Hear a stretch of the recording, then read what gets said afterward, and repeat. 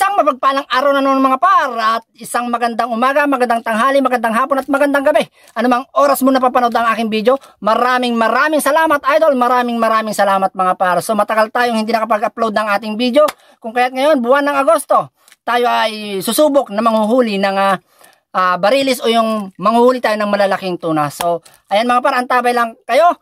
At syempre kung bago ka pa lang sa aking channel, please do subscribe to my channel at pindutin mo na yung bell button para updated ka sa lahat ng mga videos na aking ilalabas. So for today's video, ang pamamaraan natin na panghuhuli ng tuna ay ang paggamit ng pataw.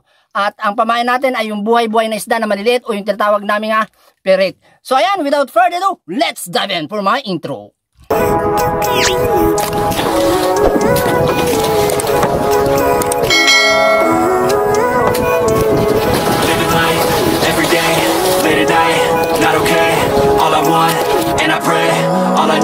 A better day. Fuck me, I'm looking in the mirror, so foggy, but I've never seen clearer. I don't really think anyone can save me, and honestly I'm not really sure I want saving. I like to be my own worst enemy. There's no risk if you don't try at anything, so I'ma just keep buying everything. See you in the next life, have to be a better me. I don't think that my head's on straight, gotta flip it and grip it and go and get an x-ray.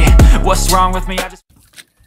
At syempre mga par, uunahin natin ay manghuhuli tayo ng pirit na pamamain natin sa ating pang tuna o pang barilis. So gagamitin natin ay ang pangaskas, pamain natin ay ginayat lang na silupin. So manghuli muna tayo ng pirit na tulingan at iaariba natin siyang ating pang buhay-buhay para pamain sa ating pang barilis. Ayan mga par.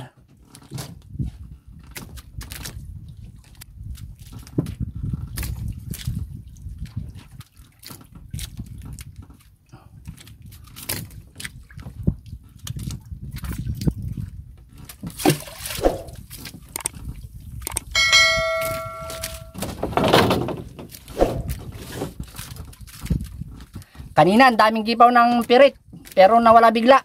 Ibig sabihin nun, may malalaking isdang bumubulabog sa kanila, kaya nawawala yung gipaw ng mga pirit. Kaya, manghuli tayo ng pirit. Abante natin siyang ating pamamain, pang tuna. Isa sa pinaka-exciting part ng pagtutuna o yung panghuli ng barilis, ay yung time na pinaikot o sinibad ng tuna, at ito'y umikot ng napakabilis. Iyon ang pinaka-exciting part ng panghuli ng tuna, lalo na yung gumagamit ng pataw o yung rubaw sa amin ang tawag. Yun yung pinaka-exciting part. So sana tayo ay pagpalain at swertihin ngayong araw.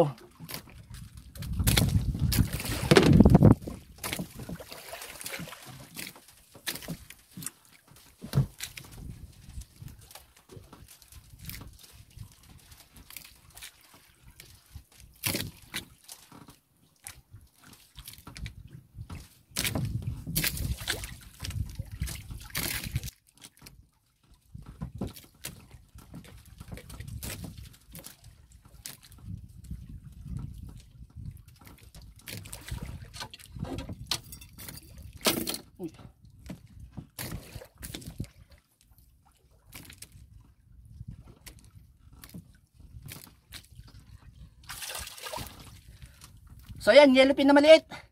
Ariba natin sa malayo. At laglag natin yung ating pang tuna. Let's go!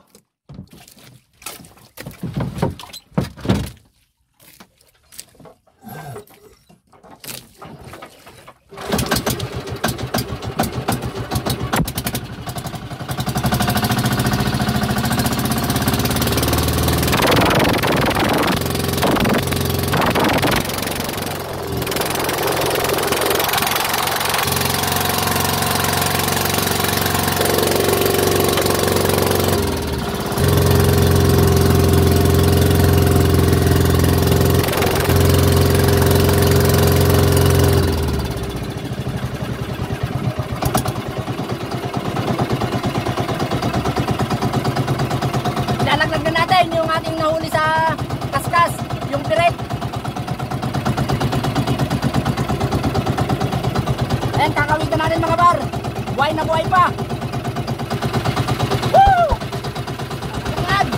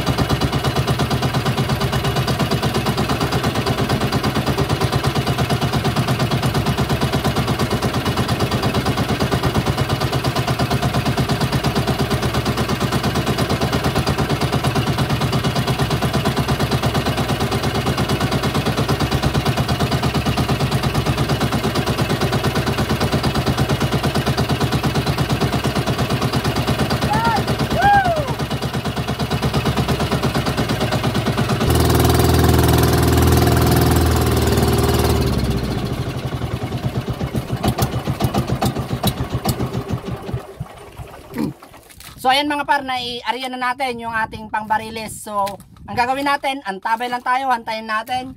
Pagmasdan natin yung ating pataw o yung rubaw.